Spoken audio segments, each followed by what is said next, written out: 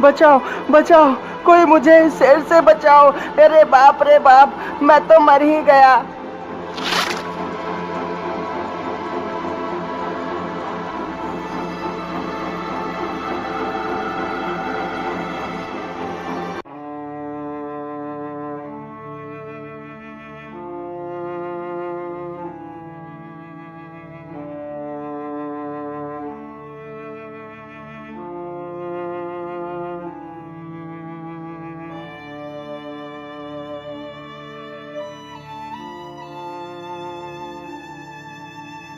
हे प्रभु, मैं आपकी सेवा हृदय से करता हूँ, फिर भी मेरे सराय में कोई भी ठहरने के लिए क्यों नहीं आता? मैंने अपनी सारी पूंजी इस सराय में लगा दी है, लेकिन मेरी सराय तो खाली ही पड़ी रहती है। मालिक, आओ मालिक, मैं अभी जंगल की तरफ से देख कर आ रहा हूँ। एक व्यक्ति अपने सराय की तरफ भी आ रहा है। अरे वाह बिरजू, तूने बहुत अच्छी खबर सुनाई। अब तू जल्दी से सराय के बाहर जाकर खड़ा हो जा और जल्दी से उस मेहमान को सराय में लेकर आ। इतना सुनकर बिरजू सराय के बाहर जाकर खड़ा हो जाता है। सेठ का सराय एक ऐसे रास्ते पर था जिसके चारों तरफ सिर्फ और सिर्फ जंगल ही था, लेकिन यह जंगल का रास्ता शहर जाने के लिए बहुत कम समय लेता था। लेकिन जंगल में हिंसक पशुओं की वजह से कोई भी व्यक्ति इस रास्ते पर जाने के लिए कतराता था, जिसकी वजह से यह जंगल का रास्ता लगभग बंद ही हो गया था।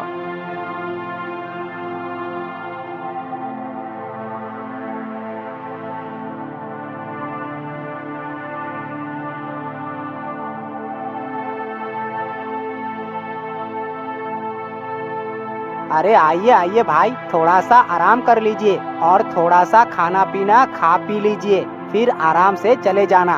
अरे भाई, मैं थक तो बहुत गया हूँ और मुझे जोर जोर की भूख और प्यास भी लगी है, लेकिन मैं... अरे भाई, लेकिन वेकिन कुछ नहीं, आज आपको हमारे सराय का खाना पीना जरूर खाना पड़ेगा। चलो हमारे साथ। बिरजू उस व्यक्ति की पूरी बात भी नहीं सुनता और उसे सराय के अंदर ले जाता है।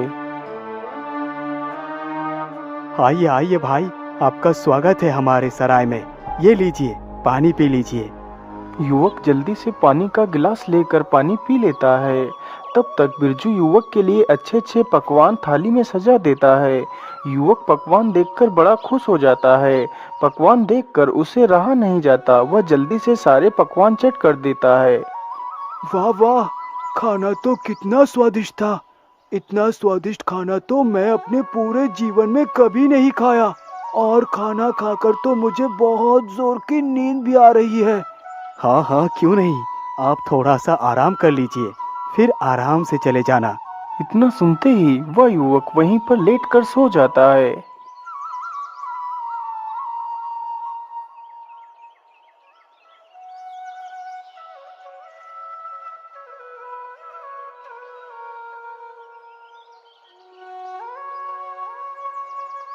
अच्छा सेठ जी, अब मैं चलता हूँ। आपने मेरी बहुत सेवा की है। यदि आप नहीं होते तो पता नहीं मेरा क्या होता। अरे भाई, तुम जा तो रहे हो, लेकिन हमारे सराय में रुकने और खाना खाने का किराया कौन देगा? सेठ के मुंह से यह बात सुनते ही युवक हैरान रह जाता है। लेकिन सेठ जी, मेरे पास तो पैसा है ही नहीं। मैंने तो बिरजू को कहा था कि मेरे पास पैसे नहीं है, लेकिन उन्होंने मेरी कोई बात नहीं सुनी और मुझे जबरदस्ती सराय के अंदर ले आए।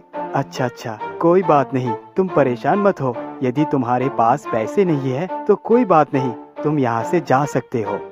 सेठ जी, आप तो कितने महान हैं। मैंने अपने संपूर्ण जीवन में आपके जैसा महान पुरुष नहीं देखा। सेठ जी, आप चिंता न करिए, मैं शहर से जब वापस लौटूंगा तो आपके सारे पैसे चुका दूंगा। इतना कहकर वह व्यक्ति वहां से शहर की ओर चला जाता है।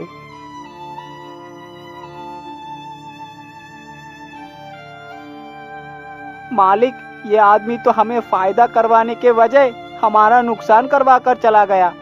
अरे कोई बात नहीं बिरजू, नुकसान तो हमारा रोज ही होता है, थोड़ा सा और हो गया तो क्या फर्क पड़ता है।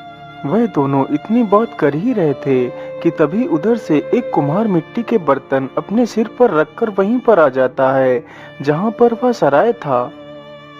अरे भाई, क्या मुझे थोड़ा सा पानी मिल सकता है? हाँ हाँ भाई, क्यों नहीं, आइए हमारे सराय के अंदर आइए।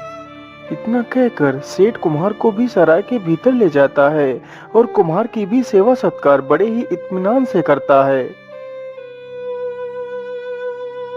सेठ जी, मैंने आपके बारे में बहुत कुछ सुना है। आप एक बहुत अच्छे इंसान हैं। हाँ हाँ भाई, बस ऊपर वाले का आशीर्वाद है।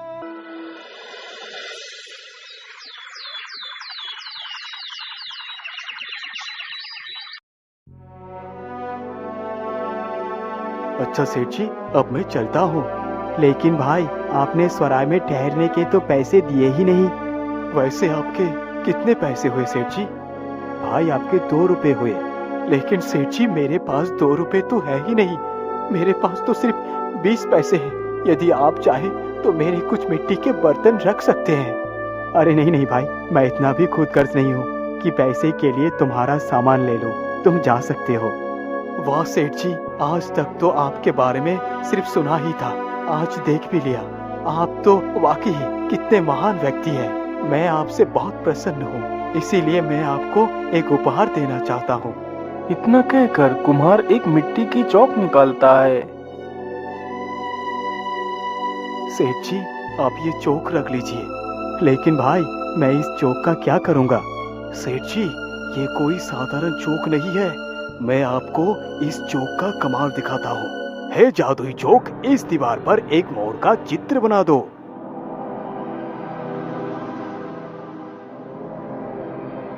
देखा सेठ जी, मेरा इस चौक का कमाल। अरे वाह, आपकी ये जादुई चौक तो कमाल की है। अरे सेठ जी, आपने अभी तक मेरा कमाल देखा कहाँ है? जरा इधर देख। इतना बोलकर कुम्हार 2 बार ताली बजाता है। तभी वह दीवार पर बना हुआ मोर का चित्र जीवित हो जाता है और वहीं पर नाचने लगता है। यह देखकर सेठ और उसका नौकर हैरान रह जाते हैं। तभी वह कुम्हार फिर से ताली बजाता है।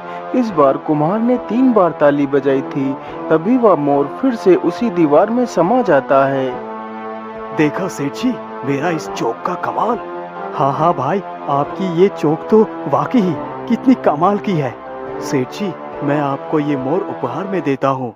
आपके सराय में जो भी ठहरेगा, आप उसे इस मोर का नृत्य दिखाकर उसका मनोरंजन करवाया करना।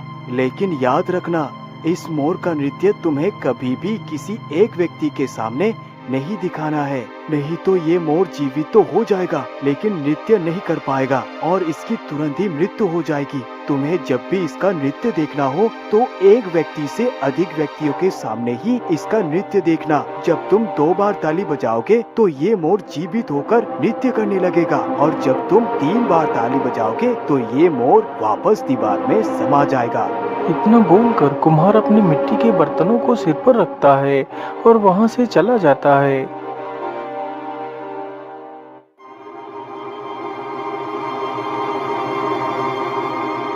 मालिक, क्या ये बात सच है या फिर मैं कोई सपना देख रहा हूँ? क्या ये मोर सच में आपके ताली बजाने पर नृत्य करेगा? हाँ बिरजू, ये बात तो मैं भी सोच रहा हूँ। क्या ये सच में ये मोर ताली बजाने पर नृत्य करेगा? मालिक, मैं तो कहता हूँ आप एक बार इसका परीक्षण जरूर कीजिए। बिरजू की यह बात सुनकर सेठ 2 बार ताली बजाता है। ताली के बजते ही मोर जीवित होकर नृत्य करने लगता है। तभी उधर से गुजरते हुए कुछ लोगों की नजर मोर पर पड़ती है तो वह लोग वहीं पर खड़े होकर मोर का नृत्य देखने लगते हैं। साथ ही साथ सेठ की काफी सारी बिक्री भी हो जाती है। ये देखकर सेठ बड़ा खुश हो जाता है।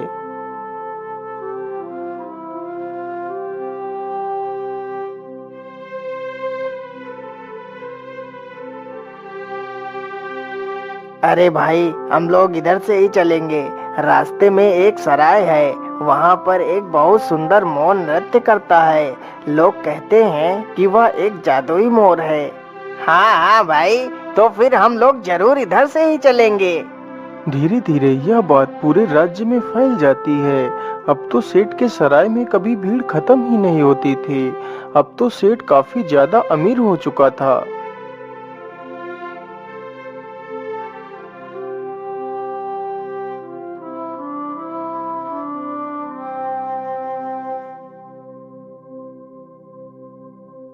लेकिन ऐसा कैसे हो सकता है?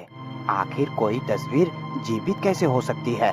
मालिक, यदि आपको मेरी बात पर विश्वास नहीं है तो हमारे साथ चलकर देख लीजिए। यदि ऐसी बात है तो फिर हमें जरूर चलना होगा।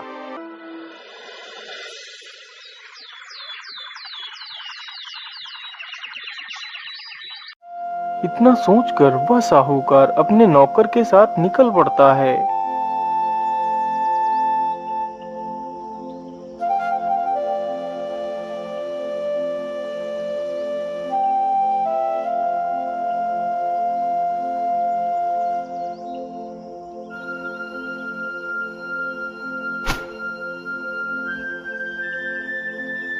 आइए आइए भाई, आपका हमारे सराय में स्वागत है। अरे भाई, हम बहुत दूर से आ रहे हैं। हमने सुना है कि आपके पास एक जादुई मोर है जो सभी को नृत्य दिखाता है। हाँ हाँ भाई, आपने एकदम ठीक सुना है।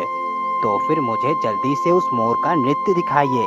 हाँ हाँ, क्यों नहीं, जरूर दिखाएंगे। पहले कुछ खाना पीना खा पी लीजिए और थोड़ा सा आराम कर लीजिए और कुछ लोगों को और आ जाने दीजिए, फिर मैं सभी को अपने मोर का नृत्य दिखाऊंगा। अरे नहीं नहीं, मैं खाना घर से ही खाकर आया हूँ। मैं तो बस तुम्हारी मोर का नृत्य देखना चाहता हूँ। लेकिन भाई, मैं आपको उस मोर का नृत्य अकेले नहीं दिखा सकता। अरे नहीं नहीं, मैं मोर का नृत्य सभी के साथ नहीं देखूंगा। मुझे मोर का नृत्य अकेले ही देखना है। बताओ, तुम्हें इसकी कितनी कीमत चाहिए? अच्छा अच्छा, ठीक है भाई, मैं आपको मोर का नृत्य अकेले ही दिखाऊंगा। इतना सुनते ही साहूकार एक पोटली भरकर सोने की असरफियां निकालकर सेठ के सामने रख देता है। चमचमाती मोहरें देखकर सेठ के मन में लालच आ जाता है, जैसे कि इतनी सारी मोहरें उसने अपने जीवन में पहली बार देखी हों। अच्छा अच्छा, ठीक है भाई, मैं आपको मोर का नृत्य अकेले ही दिखाऊंगा। अरे सेठ जी, आप ये कैसी बातें कर रहे हैं? तुम शांत रहो बिरजू। आइए भाई, अंदर आइए, मैं आपको मोर का नृत्य दिखाता हूँ। सेठ और साहूकार दोनों जल्दी से अंदर जाते हैं। सेठ जल्दी से 2 बार ताली बजाता है तो मोर जीवित होकर खड़ा हो जाता है। मोर नाचने की कोशिश करता है लेकिन नाच नहीं पाता और वहीं पर गिरकर अपना दम तोड़ देता है और वापस उसी दीवार में समा जाता है। यह देखकर साहूकार को बड़ा क्रोध आया। अरे ये क्या? ये मोर तो मर गया। यही है तुम्हारा मोर नृत्य? इतना बोलकर साहूकार अपने खजाने की पोटली ले लेता है और वहां से चला जाता है। यह सब देखकर सेठ की आंखें फटी की फटी रह जाती हैं। वह फिर से ताली बजाकर मोर को जीवित करने की कोशिश करता है, लेकिन मोर जीवित नहीं होता। हे भगवान, ये मैंने क्या अनर्थ कर दिया। उस कुम्हार ने तो मुझे पहले ही कहा था कि किसी एक व्यक्ति के सामने कभी भी उस मोर का नृत्य मत दिखाना, लेकिन मैंने वही गलती कर दी। मैं लालच में आकर अंधा हो गया था। मैंने अपने ही हाथों अपने ही बर्बादी का निमंत्रण दे दिया। सेठ चुपचाप पड़े पड़े इतना सोच ही रहा था कि तभी उसके कानों में बांसुरी की आवाज जाती है। अरे, इतनी मधुर बांसुरी कौन बजा रहा है? सेठ जैसे ही बाहर देखता है तो वही कुम्हार बाहर खड़े होकर बांसुरी बजा रहा होता है। तभी वह तस्वीर वाला मोर बांसुरी की आवाज सुनकर फिर से जीवित हो जाता है और कुम्हार की बांसुरी की धुन सुनते सुनते उसके पीछे पीछे चला जाता है और कुछ दूर चलकर दोनों गायब हो जाते हैं। बेचारा सेठ दुखी मुख से उन्हें देखता रहता है।